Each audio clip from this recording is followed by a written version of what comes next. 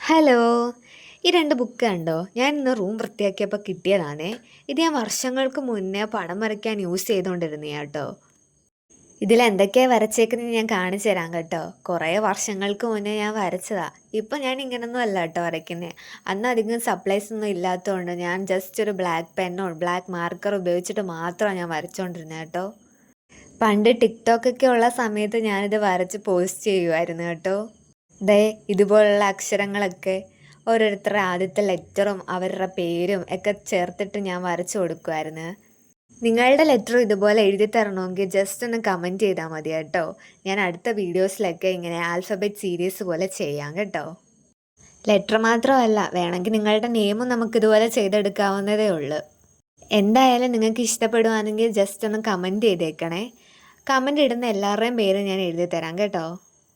ഞാൻ ഈ വരച്ചതൊക്കെ പണ്ട് ഗൂഗിളിൽ നിന്ന് ഞാൻ നോക്കി വരച്ചതാണേ.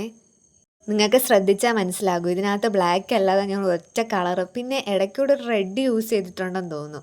വേറൊരു കളറ് ഞാൻ യൂസ് ചെയ്തിട്ടേ ഇല്ല.